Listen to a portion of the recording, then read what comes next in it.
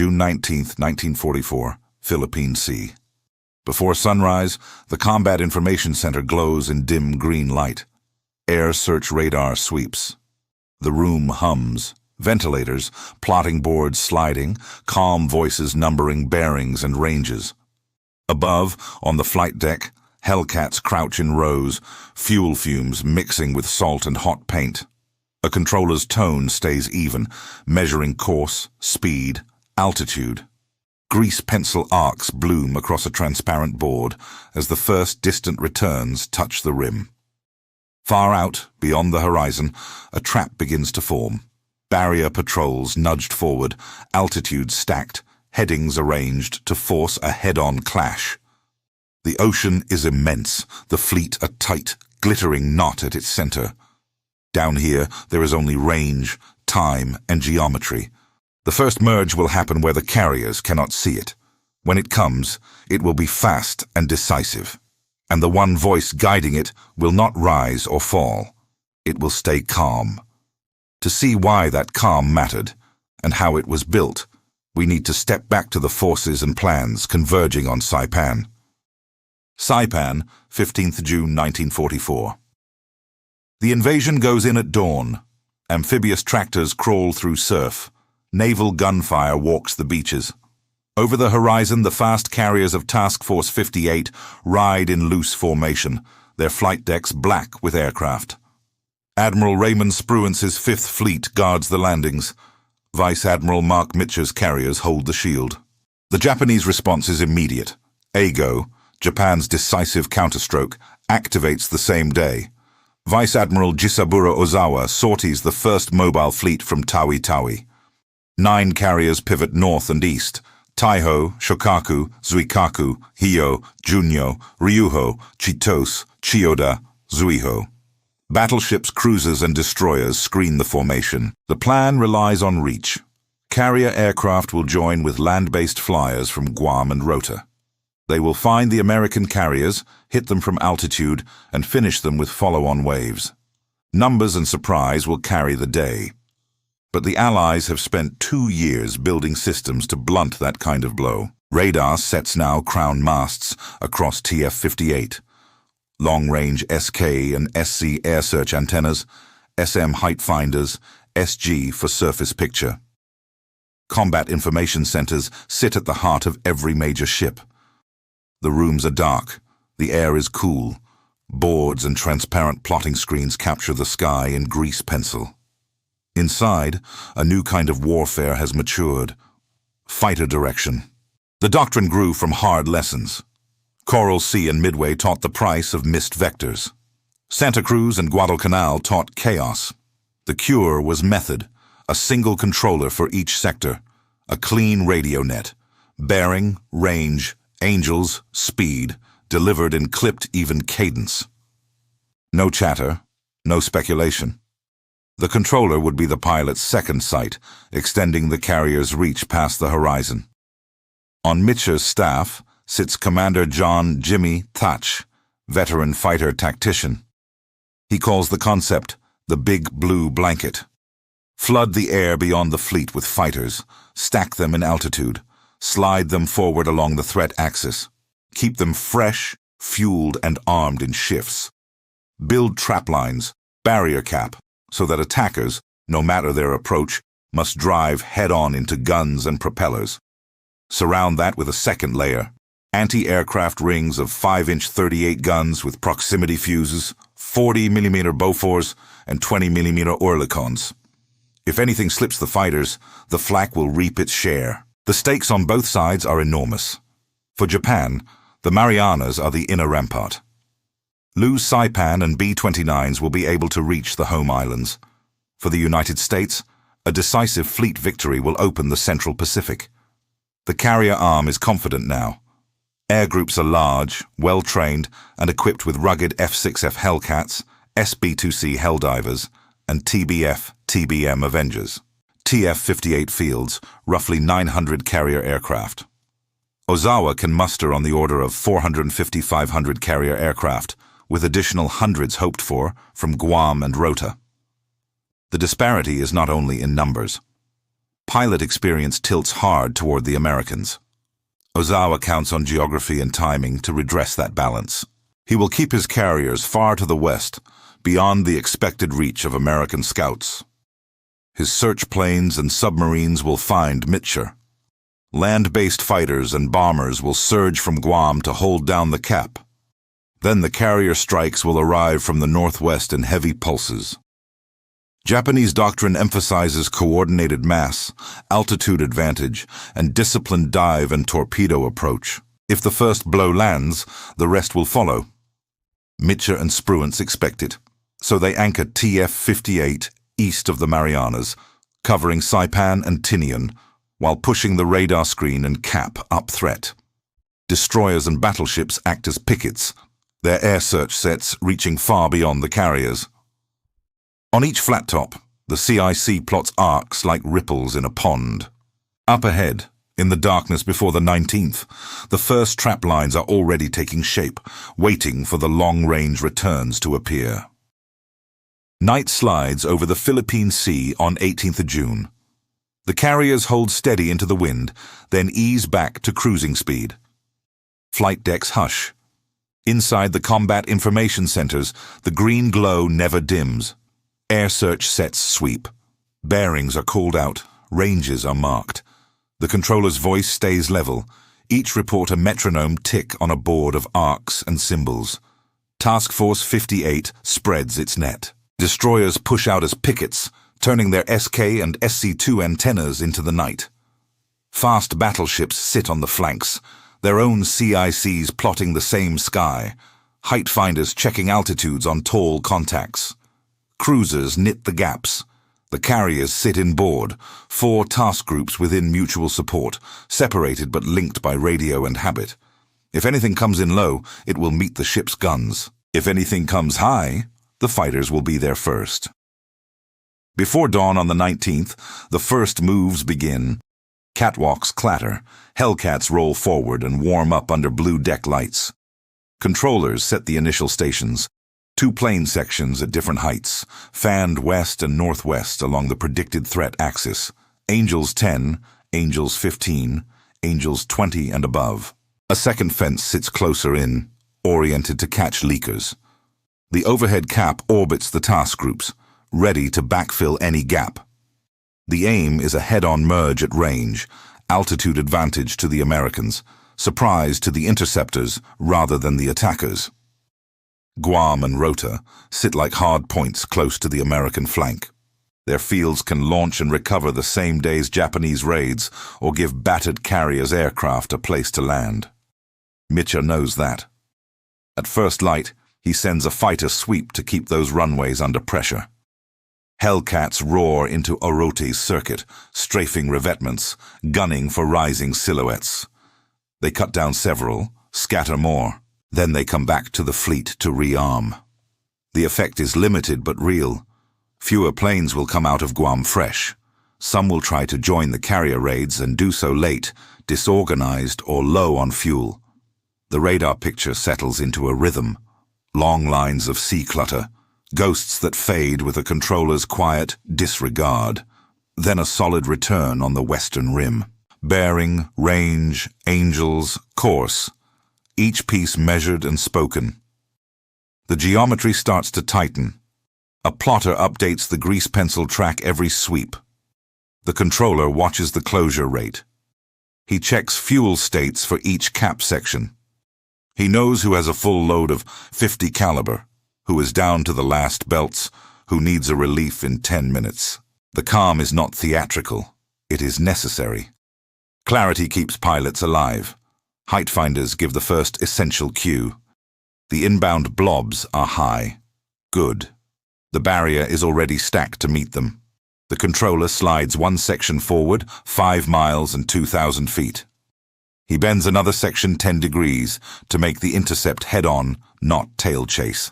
He holds a fresh pair in reserve, ready to pounce on stragglers or a sudden second group. The voice never hardens. No drama. Just vectors and angels in the same even cadence. Mid-morning, more returns appear, separated by distance and speed. The far group looks like the first major carrier raid. The closer returns might be Guam-based fighters trying to climb into the stream, or a scout turning home. The trap can work on both. He assigns a high section to the far group and flips a lower pair to shepherd the nearer contacts away from the fleet.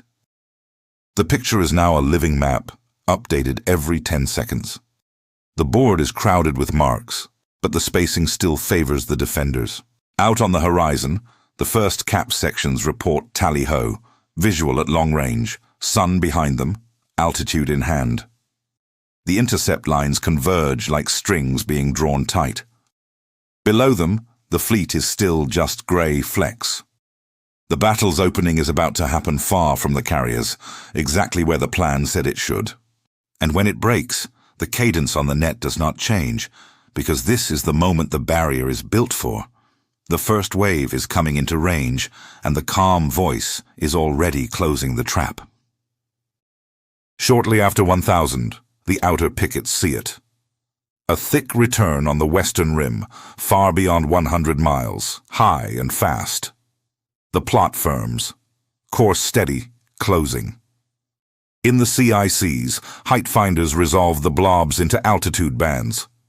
The numbers go up on the boards. The geometry is clear enough. This is the first carrier raid. Fighters are already in place. Barrier cap stations, sections of Hellcats, sit along the threat axis at stacked heights.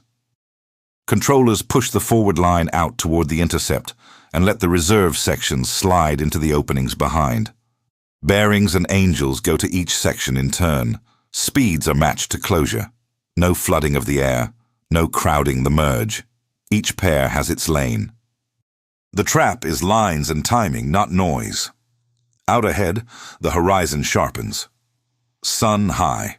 Cloud scraps at 20,000 feet. The raiders press on. Dive bombers and torpedo planes with zero escorts, the formation strung out by distance and fuel loads after a long launch far to the west. Few are veterans. Many are fresh from training, flying new types for which they have too few hours. They hold course because doctrine says mass is protection. Today, it is target. The first intercept happens far out, on headings that make the fight head-on. Hellcats drop their noses and walk into firing lanes at closing speeds that leave little room for reaction. The escorts break late or not at all. In seconds, the formation is punctured. Some attackers jettison and turn away. Others press. Behind the lead sections, the next American pairs are already starting their runs, altitude still in hand, speed still building. A controller marks splashes with small slashes on the board, but he does not pause on them. He has fuel states to manage and a second group to eye on the rim. The first raid is roughly 70 strong. More than half of it is torn away before the fleet is even in sight. What slips through is divided and low. Near the inner fences, more sections wait. They slice down through stragglers and scatter the last coherent knots.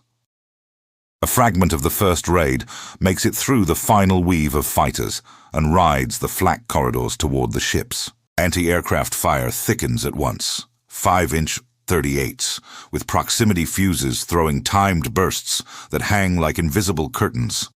40mm and 20mm guns stitching the spaces in between. The battleship South Dakota takes a single bomb, a hard hit that kills and wounds and sets fires but leaves the ship fighting. No carrier is struck.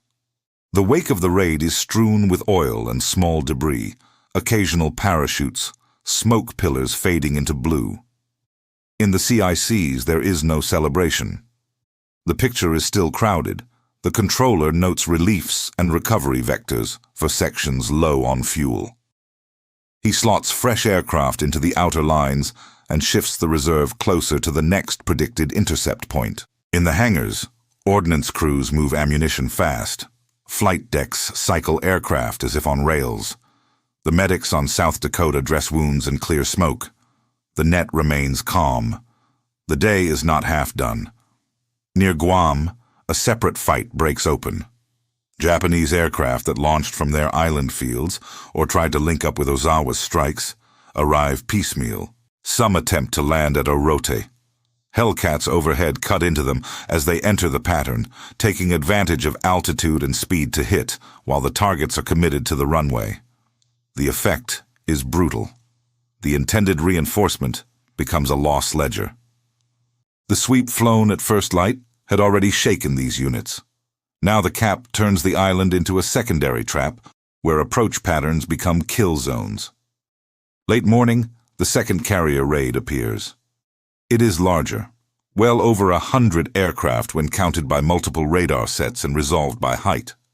The formation is not one clean mass, but a series of streams, different altitudes, different speeds. Fighter direction uses that fragmentation. Sections are assigned to each stream to force multiple head-on meetings rather than a single, chaotic furball. Again, the intercept points are pushed far forward to keep the fleet small in the attackers' windshields. The second raid meets a sky that has already learned the day's rhythm. Escorts peel in 2s and 3s, fighting brief, losing fights. Dive bombers turn into gun passes and begin to fall in burning spirals that leave thin black twists across the daylight. Torpedo planes, heavy with ordnance and pouring climb, are caught low and ahead of the weave. The kill rate climbs faster than the first pass of the morning. Those that survive the outer fence run a second gauntlet near Guam, where the patrols still orbit and the runway still tempts. More are cut down there, wheels and flaps not yet fully deployed. By noon, the second wave is broken too. The fleet's wake remains unscarred except for the South Dakota's single wound. The fighters orbit in tidy circles, some down to fumes and sliding toward their decks, others sliding out to take their place.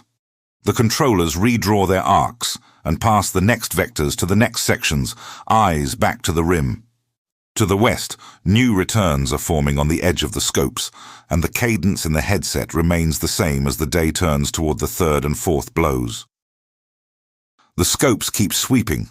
The boards are wiped and redrawn, fuel states are checked, the cadence holds. The third raid appears as the late morning drifts into early afternoon, smaller, uneven, altitude bands, ragged from long climbs and course corrections. It is not one spear. It is a handful of tines drifting toward a point they cannot quite fix. Fighter direction works the geometry again. The outer barrier is reset. Fresh pairs slid into place where the board shows the best head-on angles. Another section is pushed higher to catch a group that looks like dive bombers. Vectors go out in clipped numbers. Then the pilots do what the plan expects them to do. They take the speed they built at altitude and trade it, clean and deliberate, for position and fire. The third raid breaks on contact. Escorts try to tangle the interceptors into turning fights, but the Hellcats refuse the invitation. They stay fast, slice through, and climb back out. Dive bombers shed altitude and courage together. Torpedo planes start to weave and settle again as the altitude runs out. It is all happening far from the carriers, so far that the ships themselves are still points on a hazy horizon, even as aircraft begin to fall.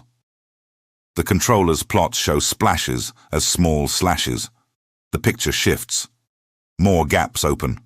The third raid disintegrates into scattered returns, and then into scribbles, and then into empty sea. Near Guam, a separate harvest continues. Pilots low on fuel, damaged or confused by the shifting vectors, try to reach Oroti. They line up. They drop gear. They slow. The overhead cap is waiting. Alex Vratiou, a young ace from Lexington's VF-16, finds a clutch of fast Yokosuka D4Y Judies diving for the island. He picks his angle and shoots 6 down in minutes, each one a brief, blunt end to a long training pipeline that had put them into the sky that morning. He is not alone. Other sections tally gaggles of arrivals, and the runway becomes a place of smoldering shapes and blown tires and abandoned landings. The trap has a second jaw, and it closes each time a pilot commits to a straight line. In parallel, beneath the blue surface, 2 events pull the floor out from under Ozawa's day.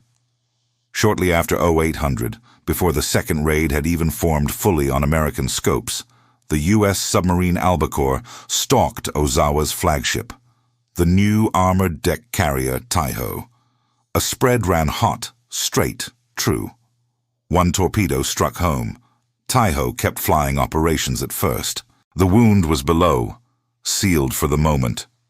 But the hit opened tanks and lines, and vapor began to build beneath the armored flight deck. The danger was invisible and patient. Near midday, the submarine Kavala found Shokaku. She closed, set up, fired 3 torpedoes that all hit. Smoke poured aft. Fires grew. Magazines cooked.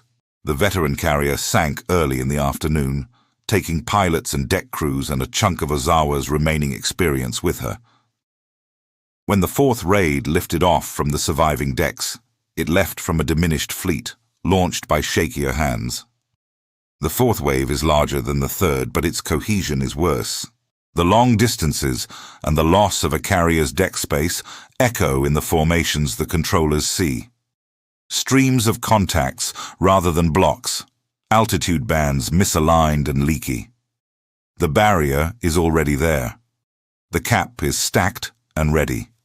The vectors are measured to force the same merciless, head-on meetings. The escorts try to throw themselves across the path of the Hellcats. They miss or arrive too late. The attack planes drive on and then begin to fall away, some with ordnance still strapped beneath their wings. A few leak through. The inner fences tighten and the ship's guns wake again. 5-inch guns with VT fuses draw arcs of invisible timed bursts that fill space with deadly fragments.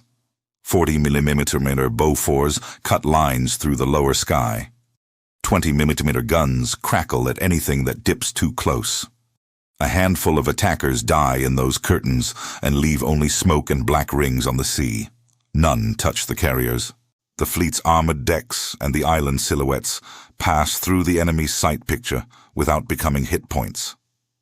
South Dakota's morning wound remains the only scar. Mid-afternoon, the sea returns to its base color. The last contacts from the 4th raid separate and fade. Controllers begin to compress the cap, drawing sections inward for fuel and ammunition, swapping in fresh aircraft for the pickets. The fighters that have fought since morning trap aboard. Their tires screech, their wings fold. Ordnance men swarm. The decks turn like clockwork again, preparing for the next demand. In the CICs, officers begin to add up the reports. Raid sizes, merge points, estimated kills, splashes on the board that match pilot claims, fuel burned, ammunition expended. The net is quieter now, but it is not silent yet. Then, late afternoon, the hidden wound catches up with Taiho. Vapor under pressure finds a spark. The explosion rips through compartments beneath the armored deck and vents upward. The flagship that had launched the day's first waves dies by its own internal fire. Ozawa shifts his flag. He still has carriers. He still has aircraft on paper. But in the sky before him, the evidence is clear. Very few of the planes he sent out in the morning returned. By evening, the battle's air phase has collapsed into blue. The fleet rides unpunctured. The sky is mostly empty.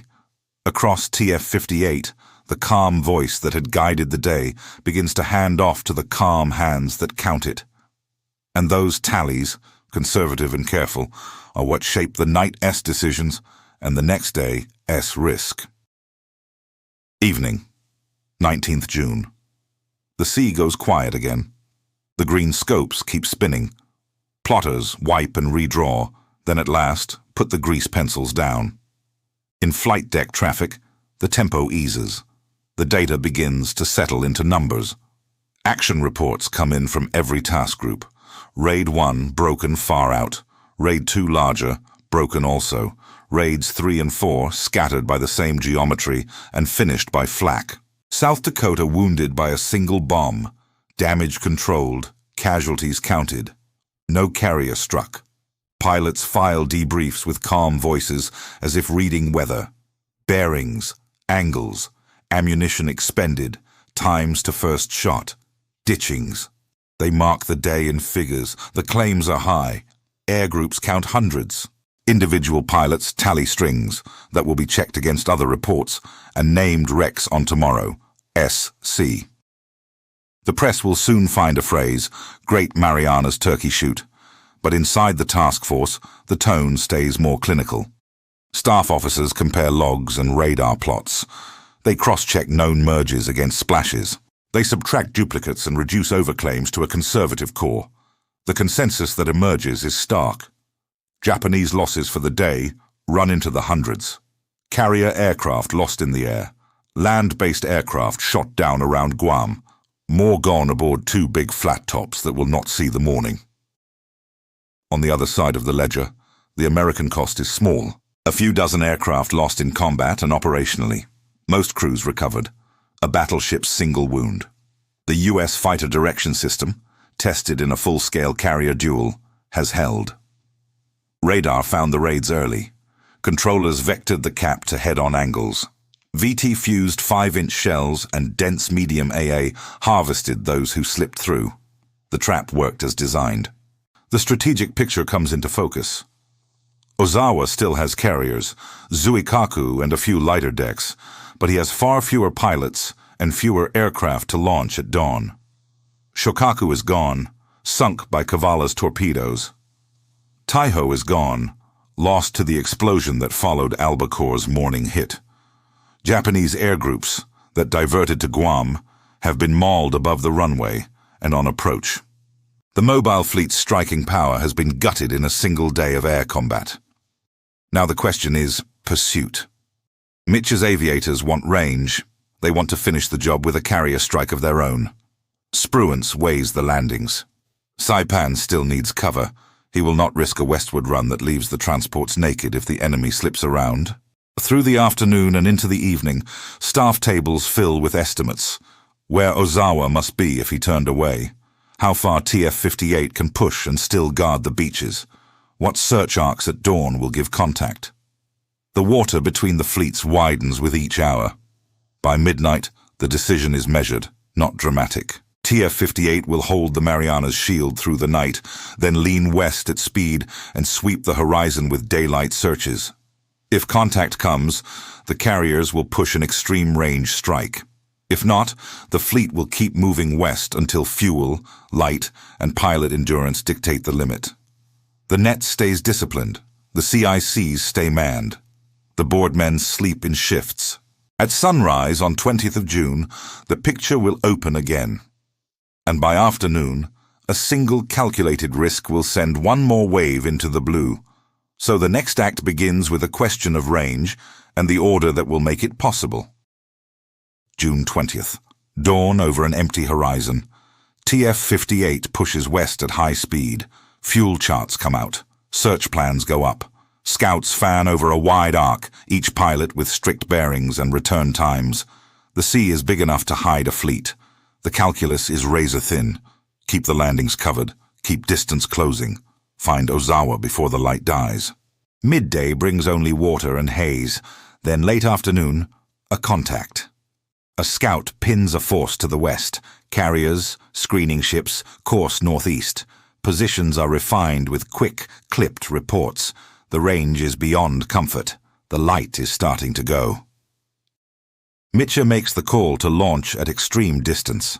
The decks rise to the order like springs released. Hellcats, Helldivers, Avengers roll. The strike goes long, hundreds of miles into the dusk. Pilots know the math. They will fight over the enemy and then race night back to their own decks. They carry torpedoes and bombs, but the clock is the real weight under their wings. Behind them, the fleet keeps steaming west to shorten the return. Near sunset, the strike finds Ozawa. The sky above the mobile fleet is a dulling blue. The shadows long on flight decks, still marked by the strain of the previous day. Escorting Zeros lift to meet the intruders, but the defenses are thin and strained. The attack builds in waves. Dive bombers drop through flak cones and lay strings across gray decks. Avengers slide in at low altitude to draw straight lines that end in wakes and fire. Hiyo takes torpedoes to port. The hits vent fuel and flame. Fire breaks through compartments and finds air. The carrier lists, slows, and then explodes in a rolling blast that lifts smoke against the evening. Other carriers are hit. Shokaku and Junyo take bomb damage that buckles plating and scars flight decks. Repairs already hard to imagine with air groups depleted. Light carriers and the cruiser carriers are marked and scored, some losing aircraft to deck fires and shrapnel. Escorts are peppered. A battleship is bruised. The formation staggers and tightens, trails breaking in the wind. Then the long flight home. The ocean darkens by the minute. Fuel needles sink. The strike's radio nets fill with bearings and estimates, range guesses and terse checks. Far to the east, TF-58 closes. Then another decision. To bring them home, Mitscher orders lights on. Ships across the task force brighten their deck edge lamps and switch on searchlights angled up into the night. It is a beacon chain, controversial, risky, and life-saving. LSOs step to their platforms, paddles ready. Controllers on the nets talk tired voices toward the glow.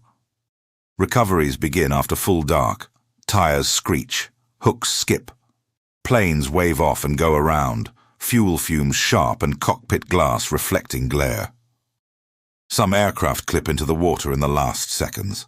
Others ditch short, lights blinking in black swells as destroyers rush to pluck crews from rafts and oil. The price is steep. Dozens of aircraft are lost to fuel and darkness. Many crews survive. Some do not. The quiet in the ready rooms when the last numbers are called is the kind that settles for a long time. By morning, the tally is undeniable. Over 2 days, Japan has lost 3 carriers, Taihō and Shōkaku to submarines on the 19th, Hiyō to the dusk strike on the 20th, plus heavy damage to several others. On June 19th alone, roughly 300 Japanese aircraft were destroyed in the air and around Guam. Across the battle, post-war studies settle around 550-600 total Japanese aircraft lost, most of them pilots that cannot be replaced. U.S. losses total around 100-plus aircraft, many of them written off in the night recovery, with far fewer aircrew than planes lost thanks to relentless rescue work. The mobile fleet can still put ships to sea. What it cannot do anymore is put a trained air arm into the sky. The carriers of the Imperial Navy will sail again, but after the Philippine Sea, they fight as decoys and relics, their decks wide and strangely quiet. And in the CICs of the American fleet, a measured voice has shown what a radar screen and discipline can do to the old idea of a decisive blow. The calm voice did not shoot anything down. It measured time and space, then lent that clarity to men flying knives' edges of fuel and fear. In a dark room deep inside a carrier, it took the raw sweep of radar and turned it into geometry, then turned geometry into survival. On June 19th, that discipline closed a trap so far from the fleet that the ships themselves were abstractions. The fleets never saw each other. The air battle was decided by bearings and angels, by a cadence in the headset that held steady while the sky broke apart.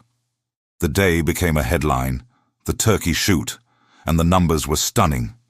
But the meaning lay beneath the tally. It was the moment when information, training, and doctrine cohered into an industrial form of air defense. Radar found. Fighter direction sorted. Barrier cap forced head-on merges. Proximity-fused flak finished those who pierced the screen. Each piece had existed before. Together, under a practiced hand, they made massed attack look obsolete in a single afternoon. For the Japanese, courage was not enough. Attrition had hollowed the air groups. The long approach legs and limited navigation aids unraveled coherence.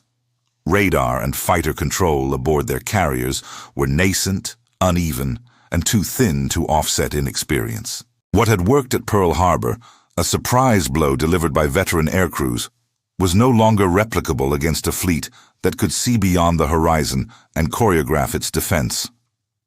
The cost was paid by young pilots who flew into the trap believing momentum would carry them through.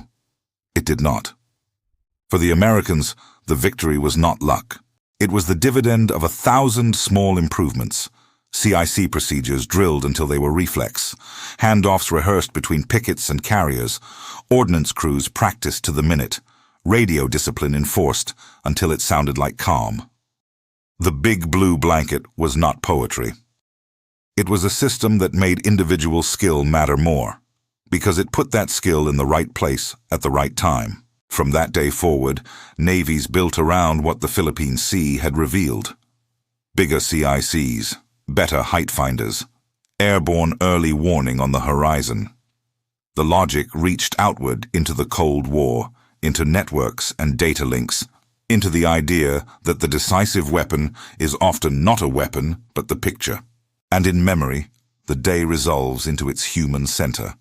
A pilot looking into a sunlit void, hearing a steady vector. A controller watching arcs close, voice even as the room tightens. Calm did not win the battle alone, but it made victory possible, and it still echoes wherever range, time, and discipline decide the fight.